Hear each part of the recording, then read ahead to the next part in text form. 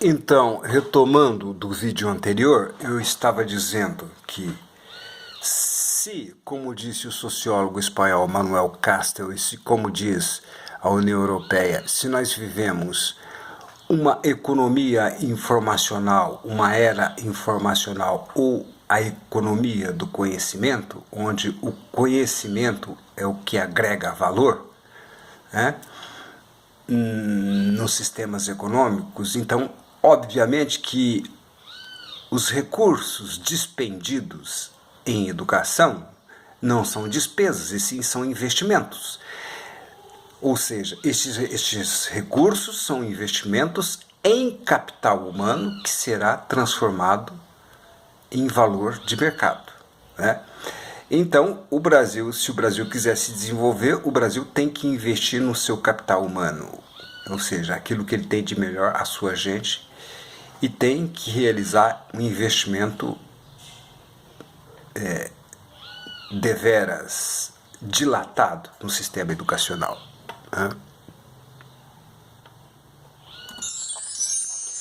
Por uma reforma tributária e fiscal para uma nova divisão mais equânime das despesas entre os entes federativos. Olha, eu já disse aqui para vocês que a União é uma boca arrecadadora de tributos e impostos, e que os estados arrecadam pouco e os municípios menos ainda. Entretanto, as grandes responsabilidades de políticas públicas sobrecaem sobre os ombros dos municípios, né? O sujeito fica doente, ele vai no posto de saúde municipal, ele vai na UPA municipal. Tipo assim, a merenda escolar, se faltar, os pais vão cobrar o prefeito, né? A rua esburacada, eles vão cobrar o prefeito. Então, isso estoura tudo nas costas do prefeito. Então, além de distribuir melhor as atribuições educativas, o nosso plano também propõe que seja feita uma profunda reforma tributária e fiscal, de modo que a arrecadação tributária possa ser melhor distribuída entre União, estados e municípios. Então nós tomamos o ano base de 2015 para comparação, e eu mostrei lá atrás, eu já mostrei para vocês quais foram as despesas públicas dos 3 entes federativos. Agora eu quero mostrar a arrecadação tributária desses 3 entes federativos. Então eles apresentam aqui um dado da Receita Federal de 2016, né? Consta nessa publicação Receita Federal 2016, página 4. Lá abaixo eu vou citar a bibliografia e vocês podem confirmar. Quem tiver dúvida pode confirmar. Então, no ano de 2015, de toda a arrecadação tributária feita no Brasil, né, eu vou dar só em percentuais. De toda a arrecadação no Brasil, no ano de 2015, a União abocanhou 68,26%. Os estados abocanharam 25,37% e os municípios abocanharam apenas e miseráveis 6,37% de todas as receitas oriundas de carga tributária no Brasil, isso no ano fiscal de 2015. Repito, os municípios abocanharam apenas 6,37%. Então, tipo assim, as políticas públicas, elas devem ser articuladas entre si. No fundo, o que eu estou tentando dizer é o seguinte, que além de tudo aquilo que eu já disse para vocês, a revolução educacional também depende de uma reforma tributária e fiscal para uma divisão mais equânime, ou seja, mais distribuída das despesas entre os 3 entes federativos. Tipo assim, Os municípios não podem arrecadar só esses miseráveis 6,37%, né? E a União também não pode ficar com essa montanha de recursos de 68,26%. Então, isso precisa ser feito também no Brasil. É a articulação entre a política educacional e a política tributária e fiscal. Isso é uma exigência para ontem.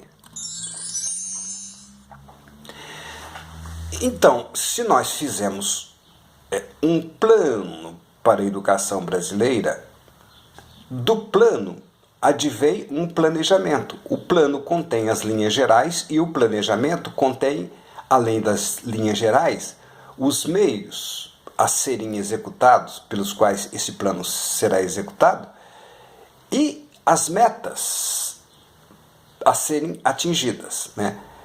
Mormente ou invariavelmente, ou principalmente, me inspirando na revolução educacional feita pela República da Coreia, ela durou 20 anos, né? A reforma educacional japonesa foi feita já no final do século XIX, na chamada Restauração Meiji, e ela demorou mais de que 2 décadas. Então, no mundo globalizado de hoje, nós chegamos à conclusão que 2 décadas, em 2 décadas nós fazemos uma autêntica revolução educacional no Brasil, eliminamos as taxas de analfabetismo e elevamos consideravelmente a capacidade da mão de obra brasileira em agregar valor e gerar um parque industrial globalmente competitivo. Então nós estabelecemos métodos para o primeiro decênio, para os primeiros 10 anos. Restam-se fazer as metas para a segunda década, coisa que nós já estamos trabalhando em cima.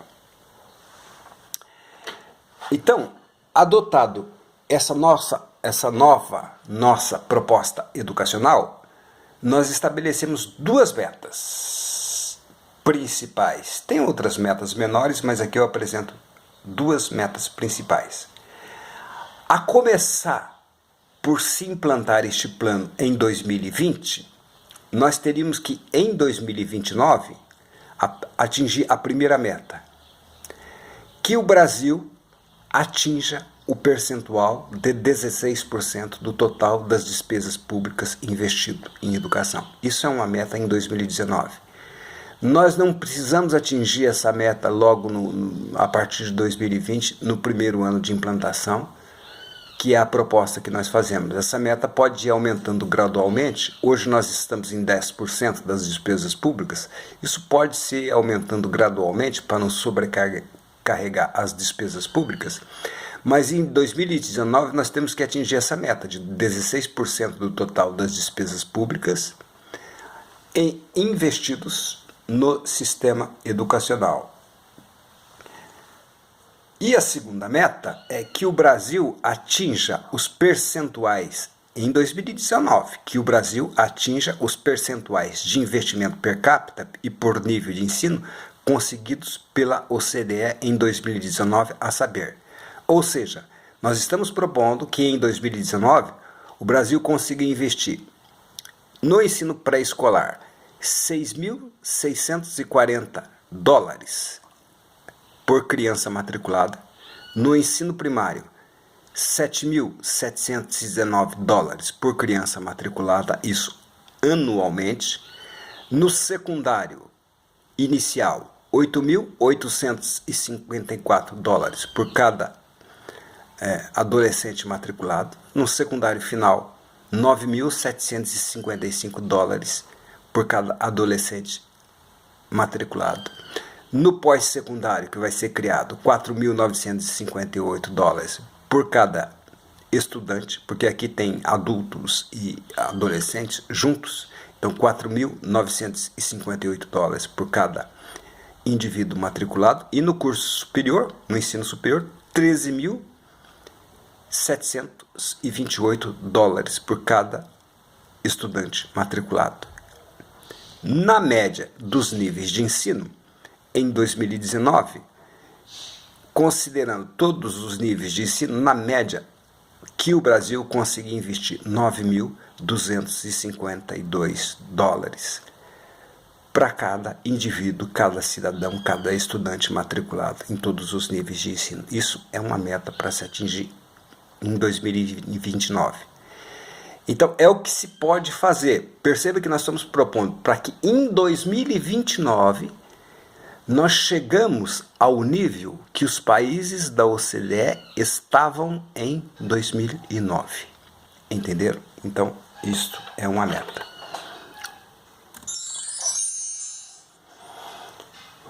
Então, é isso, meus amigos e minhas amigas. Nós apresentamos para vocês um plano de bases educacionais, de bases de financiamento, para que nós podemos fazer a revolução educacional no Brasil.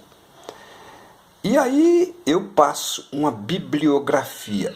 Tudo o que eu citei nesses vídeos está aqui nessa bibliografia, tá? Então, aos interessados, vocês podem consultar essa bibliografia e se interessar melhor e, se for o caso, ler a bibliografia, né?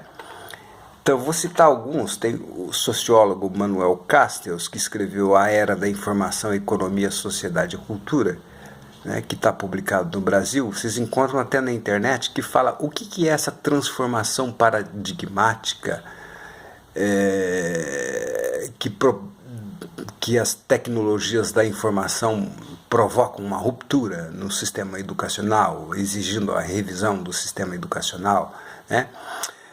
Tem aqui esse livro aqui, né, que fala de os tempos na escola, na União Europeia. Então, como o vídeo está passando, se vocês clicarem e pararem o vídeo, vocês conseguem ver a bibliografia por inteiro. Tem o livro meu, né, A Qualificação Esquálida, né, que eu fiz o merchandising no começo, né?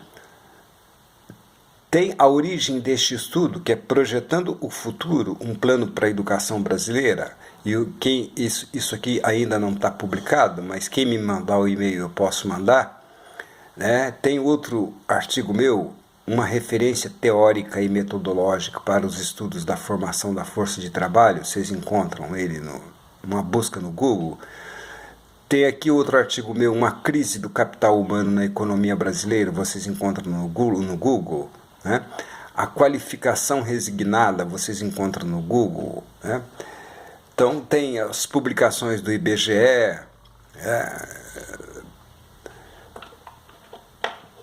que vocês podem consultar, né? Tá. Tem publicações do INEP, que é um órgão do próprio MEC, né? As publicações da OCDE estão em inglês, então vocês tem que ler em inglês, né? As publicações da Receita Federal e até uma vasta pesquisa da revista The Economist, falando da má qualidade das universidades brasileiras. Finalizando, meus amigos e minhas amigas, assim, o financiamento da educação brasileira, ele é precário, e neste vídeo nós demonstramos que ele é precário. E com esses níveis de financiamento nós não faremos uma revolução educacional no Brasil.